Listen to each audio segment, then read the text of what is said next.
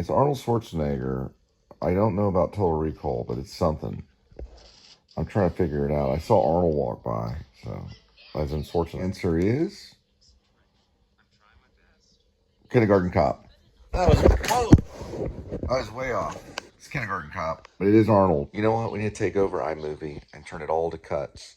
Make it very difficult to dissolve anything and let these hippies just do what they need to do. You know, they need to let go. And these hippies, I'll tell you what, we need to take over them, make everything cuts, no dissolves. And then listen, when we export our stuff, or how about this, when we import our stuff or we work on iMovie, all cuts.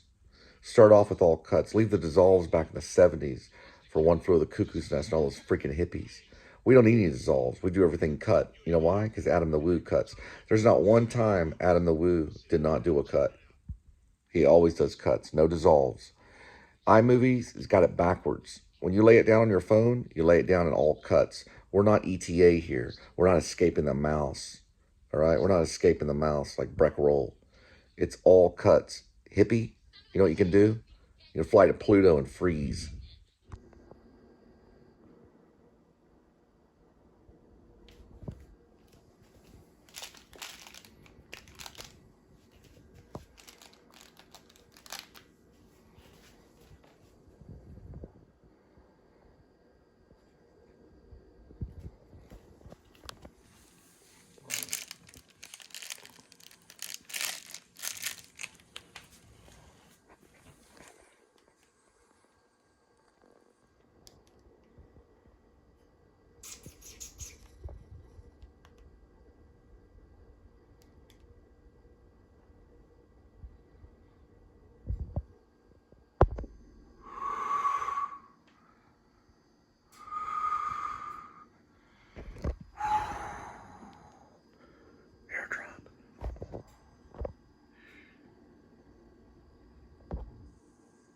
Just airdropped it.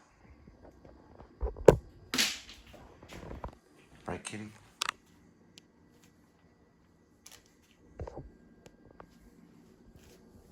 Kitty? Right? So what happens is I can airdrop it from my phone. So then I have my notes. Now I go like this. Go back here. I highlight. Control. C. It's all about control. Then here, I keep that. And I go like this. V. Probably like V. Then I go down here and I take out all of it right here almost. I leave my movie. I keep those. That's what iMovie does for you. And then boom. Now, it's going to go to desktop. I found that the hidden movie and I erased it. There we go. It's called double checking. I got rid of it. The reason why they kept it on the computer is because I had a picture of Jesus on a plate at a pawn shop. Well, it's actually not a pawn shop. It was Jesus on a plate at an antique shop, whatever you call that. It's like an antique shop.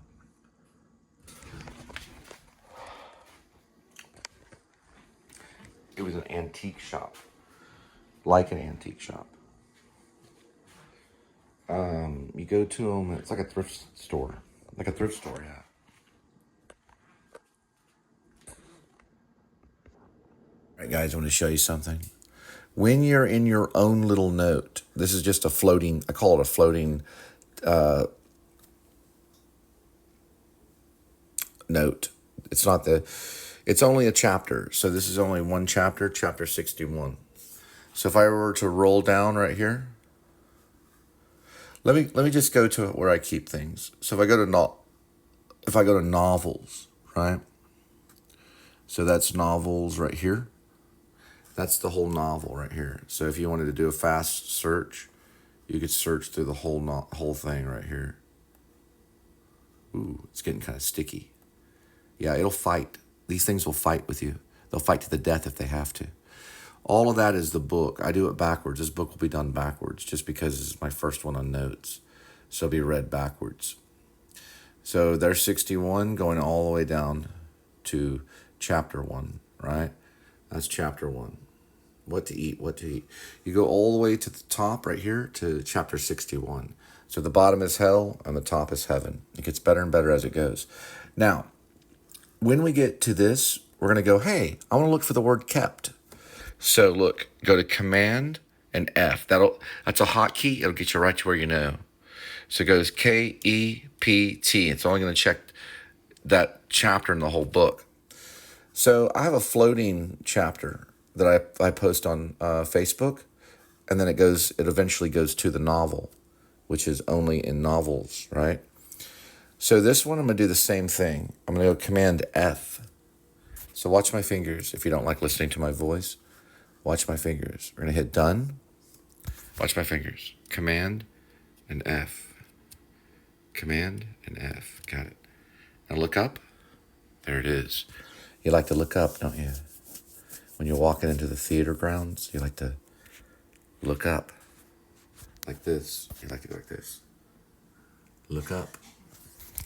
Now watch. K-E-P-T. You looked up the word kept. She kept the cheap dollar store comb in her apron for visiting canines only. Now watch. He reached in his jacket pocket and turned up only air and closed his hand into a fist and kept it.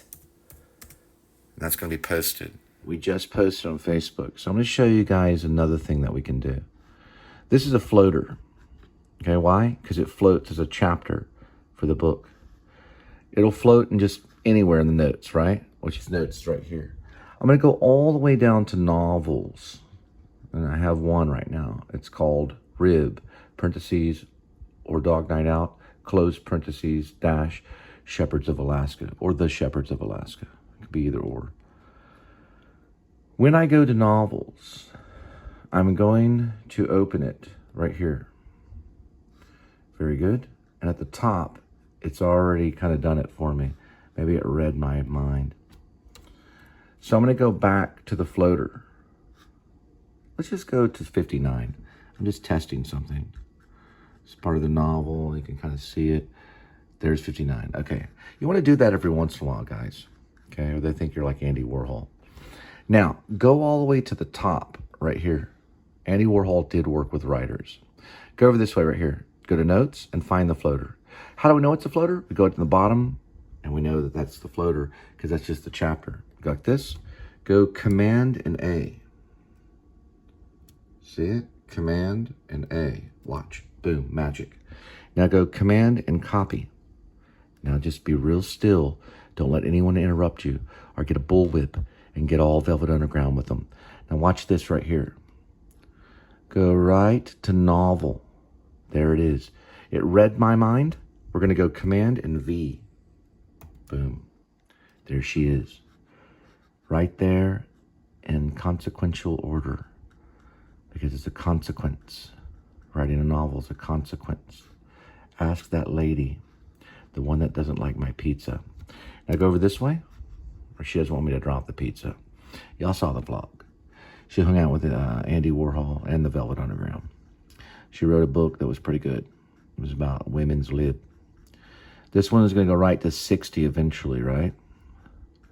Right? Hang on. Just give me a second. Right. There's 59. There's 60. 60 has a lot of dings in it. Little ding, ding, ding, ding, ding. So we get introduced to now a lot of people want to read this. I don't want to read it backwards. Well, too tough. Because as you read it backwards, you'll sink into hell.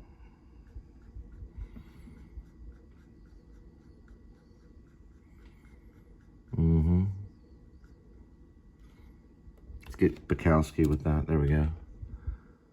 Bukowski worked from 9 to 2 in the morning. Sometimes it was 10 to 2. It's like a driver. Probably 9 to 2. I don't know when I work, but usually when the sun comes up, I go to bed. The winter had just begun, ends on that one. Thank you, God, for allowing me to keep chapter 60. And there is 61, which is already posted on Facebook. Everything goes on Facebook in chapters. I think Facebook was invented to help people write books. Chapter 61 is right there. It starts with, why are you eating so light? I'm a cop. If I pig out, I won't be able to fit in my uniform. Okay, we're not going to do it that way because Leonardo DiCaprio wouldn't do it that way. And neither would Robin Wright Penn. If she turns it around, then Taylor Swift's going to take it.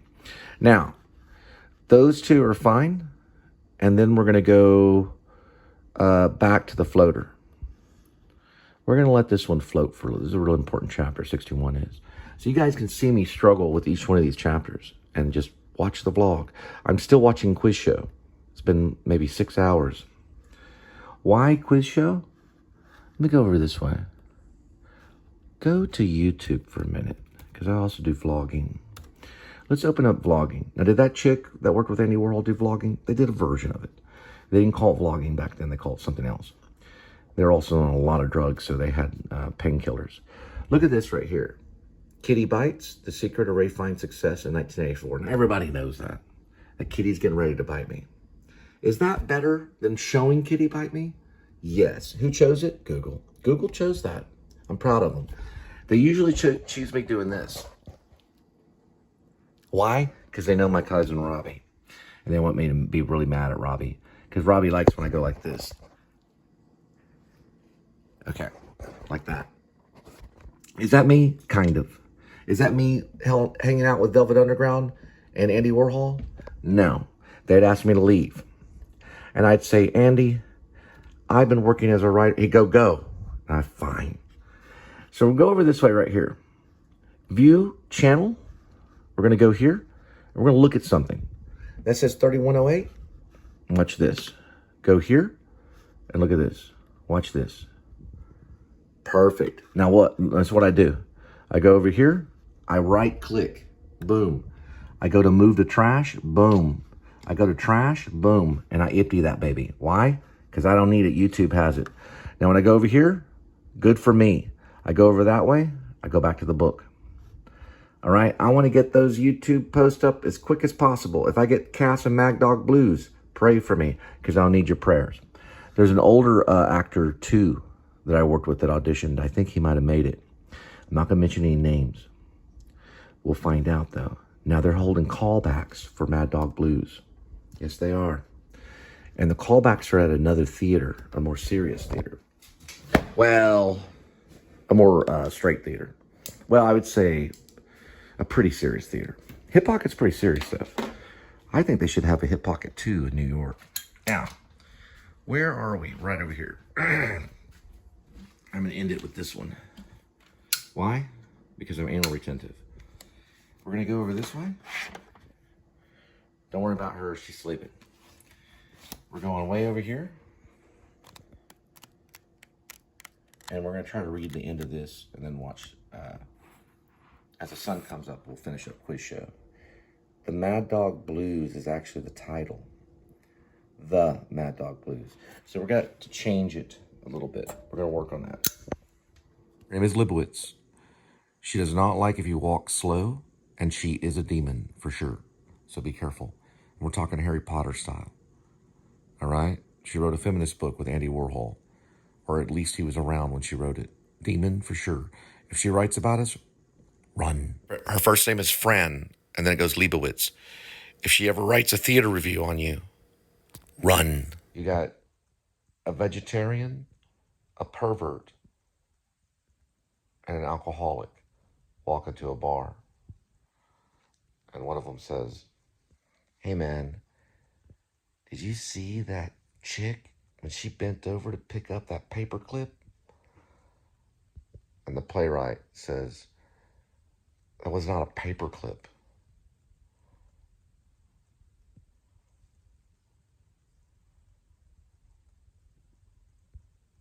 And the vegetarian goes, hey guys, they have a Whole Foods around here? I was talking about Sam Shepard, George Bernard Shaw, and a hippie. Probably R. Crumb. All right, hippies.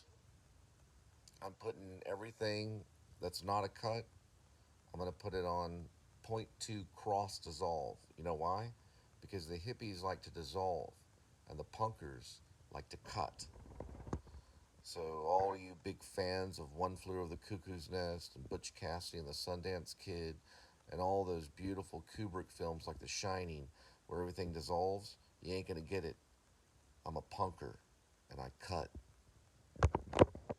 Now guys, if you don't have a lot of notes and stuff on your endpoints, if you don't have a lot of notes and stuff on your endpoints, if you're... Now guys, if you don't have a lot of notes and stuff on your endpoints, if you're working from linear, from the bottom to the top, or even top from the bottom, heart where you start and heart where you end, and just delete everything on the middle once it goes to your iMovie and once it exports to your Mac book laptop. When you go to the MacBook, make sure it'll import into your iMovie because you can still work it on your laptop. Then export it and send it up and then delete. Or actually, you're safe once you airdrop it into the MacBook. You're safe to go ahead and clear the phone from those two endpoints, which is going to be your heart to heart. Remember that movie Heart to Heart? So you heart one end and heart the other end and delete everything in the middle once it airdrops and lands successfully to your MacBook. Leave it in your reservoir for a while too. Leave everything in your reservoir till the end of the night. And then just delete it. If you're probably working on an iPhone 16 with 254 gigabytes or more, you should be okay. Everything goes to your MacBook. Mine's right over there. See it? All right. Give them HE double hockey sticks. Kitty wins. So Quiz Show probably did ultimately make a lot of money. The content is good. The movie is done wrong. There's too many dissolves. It's made by a hippie. Too many dissolves. There needs to be more cuts. Scorsese interfered with it. Too many dissolves. This is a slow fade to black. The acting was corny through most of it, but the last speech by Ray Fiennes worked. Potentially, it could have been a masterpiece, but I felt like I was watching a sloppy version of Citizen Kane and All the President's Men way too much. And it felt like John Grisham got involved. Now, the real story of Charles Van Doren is actually factual. He did go to work for the Encyclopedia Britannica. Now, today he writes books, thank goodness. He lives in the family home in Cornwall, Connecticut, and he never taught again because they took away his ability to teach at his college, at his university. You know the university because you're the expert. I'm not. Now, Ray Fiennes met Charles Van Doren for a slight second. He only saw him from a distance from a car. So he did a pretty good job. The red hair worked and everything. Rob Morrow is actually pretty good in this. But there was too many dissolves for me to really enjoy it. And then I said to myself, why in the world is Martin Scorsese in this movie? So there's probably reasons for this because they try to connect politically. And then I also noticed there's a sense of vanity in the movie. I always think of the town of vanity, like John Bunyan. You ever read John Bunyan's Pilgrim's Progress? Well, it ends in the town of vanity where they execute Faithful, right? They cut his head off. Christian walks by all of this. And so Fran Lebowitz should have been like a judge in this. They should have given her a big gown with a little hammer. It would have been perfect. And then I really would have liked the movie. There were no risk-taking in this movie. This is probably the worst Robert Redford movie ever made. And I like The River Runs Through It with Brad Pitt. I think that's probably a masterpiece. This one is trash, okay? Ray Fiennes is very good. There's potential in this movie if they will take out all those dissolves and just completely get rid of the score. The score's cheesy. It's like a John Grisham film. So it had a potential, okay? It had a potential, but you cannot dissolve that much without annoying everybody. You have to stick to the cuts and just tell the story. Take the score completely out. Use a score at the beginning of the film and the end, like Bergman, and that's it. Take a risk, which this film did not. So Robert Redford failed with this film, probably because Martin Scorsese wanted him to. I know, I'm just being real. Scorsese, I have no idea why he was in this film. It bothered me. But he did a good job in the little scenes that he had, but it bothered me. It's like, why are they putting a famous director in it? Okay, we learned our lesson. I just put Quentin Tarantino down for the casting options to play, if I'm not mistaken, I think I put him down right next to Sean Penn to play the FBI agent in Rib, parentheses, or Dog Night Out, close parentheses, dash Shepherds of Alaska. The reason why, I have a reason. Sean Penn is an authority. Sean Penn is an authoritative person. He also plays authoritative characters, or he has. He also plays criminals, but he's played some authoritative characters, right? Quentin Tarantino is an authoritative figure in Hollywood. They both are, on two different polar opposites. If you ever watch, or if you ever look at my casting options, you'll be like, what in the world? I've got all this color because I don't know exactly what these characters will look like because I'm writing it from my imaginations. But the FBI agent was just Sean Penn. Now, so far, Daniel Lucius Coppix is a serial killer in it. And I'm taking a little bit from Thomas Harris. This could be a Silence of the Lambs thing, only without the score. I don't even like the score in Silence of the Lambs. But listen, Daniel Lucius Coppix is a serial killer. So far, it's just Ray Fiennes on it. So I believe in Ray Fiennes' acting ability. He was the best thing in Schindler's List for sure. Everybody knows that. He should have won for that. He was also pretty good in Hurt Locker. But he played a sniper in Hurt Locker. So that's probably how he ended up in my book. Now, the name of him is not in my book. It's only in the casting options. So when I'm writing, I have all these characters in mind, and it helps me just get all that dialogue out of there, especially when I use Brad Pitt. Brad Pitt's great for dialogue because it just nurtures everything, all right? This is going down in a vlog rather than a raw footage upload. Pretty good, but I had to watch this thing 5 times, and I did other stuff. The score's horrible, just absolutely horrible, and too many dissolves. Take all that hippie shit out. Now, do we need dissolves? Yeah. Dissolves shows relation. It also shows passage of time. This is the town of Vanity before Congress? Yes, so it does work. This is the last shot in Quiz Show. It doesn't work throughout the whole thing. I didn't understand why it opened with a car. He never went back to the car, never talked about the car. But he did show a lot of dissolves in the very opening of Quiz Show. It's a Robert Redford film with a car. Why? He never even talked about the car. He should have cut all of that, just went to cuts. Now look at this right here. This is a good little artsy. Robert Redford was kind of trying to be too artsy. He must have had a bad editor. Look at this right here. Now we have it almost there. Look, this is all messy. You got a dissolve. You got Washington. You got all these people that represent the town of Vanity, maybe, because they're vain people, right? Vain people. Then you got all this text right here. Go to black. Use the text. Cut. Show the people, then start to dissolve the people into Washington. Go backwards on that one. Yeah, they made some money at Joker's Wild, okay. It's a little anti-Semitic too. Boom. This last little thing works for me.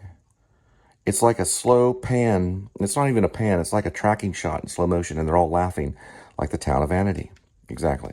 I'm not against Robert Redford. I think he's a great actor. I love River Runs Through It. But he didn't hit it with Quiz Show. It made me mad. NBC, okay, so, I'm sorry. NBC are pharmaceuticals. They're a corporation.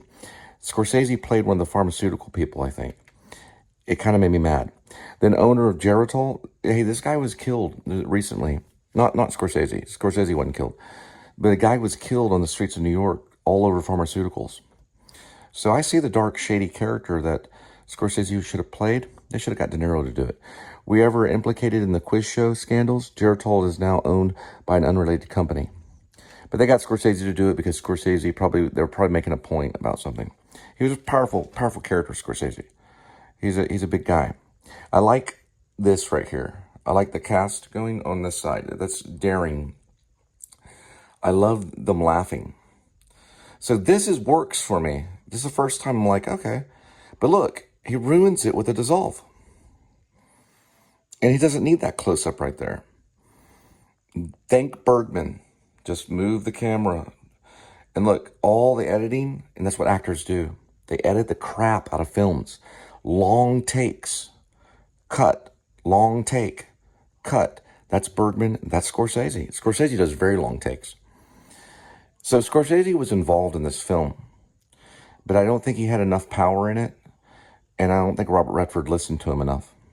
Because they asked Scorsese, like, listen, be a part of this film, you're going to help. He probably talked to him a little bit.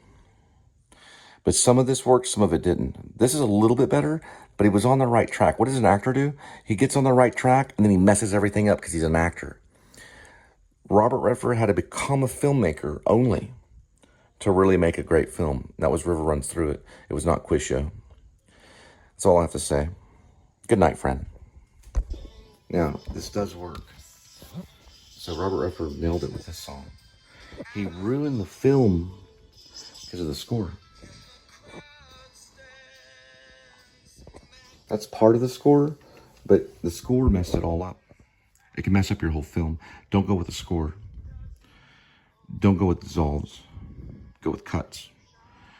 Cut from this scene to that scene to that scene. Stay away from dissolves and don't do an original score. That symphony are like demons that will take the film and crash it when you watch it 10 years later. That score will make it like a John Grisham film, if John Grisham was a director. Which he's not, he's just a writer. That's what Scorsese says about me, and he'll go to his grave doing it. All right. I was just awoken. I had a dream. Martin Scorsese came over. My friend Rob was asleep in the back room. We were in a weird house. The house was older. It had weird doorknobs. Martin Scorsese came in, and we started talking about, I don't really know, maybe the film, some other kind of film. Eventually, Martin Scorsese took a shower in the middle bathroom, and he left the door open, and I saw him in the shower, but he had a towel on. It was very Fellini. Rob was in the back asleep. My mom comes in from the front door of the house. It was a house. I've seen this house before. It was a very strange house. Silk curtains that like you can see through.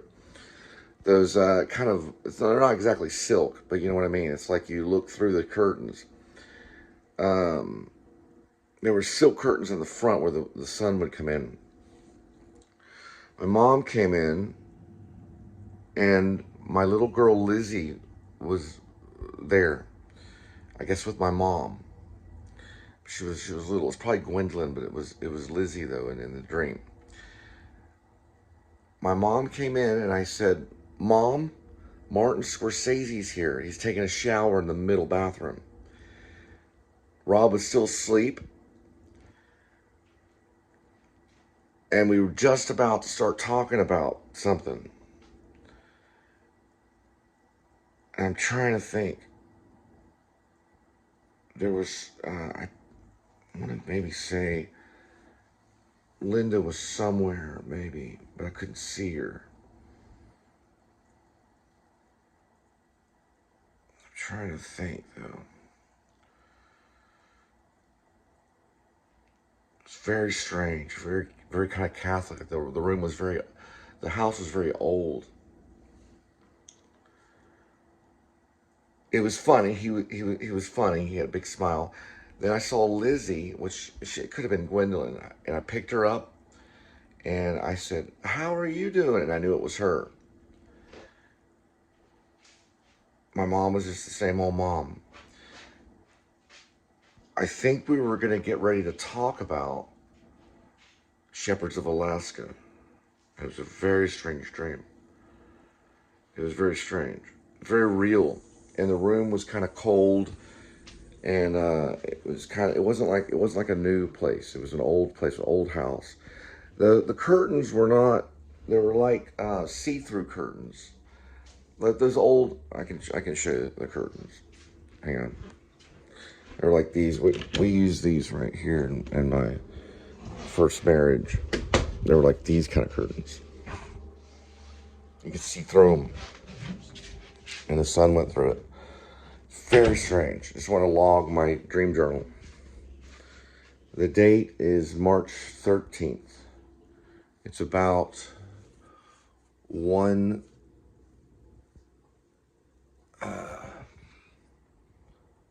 almost maybe 1:13 or so in the afternoon. This one says that it's 1:13, 1:12. Probably had the dream at about 1:09 or something. I was just woken up.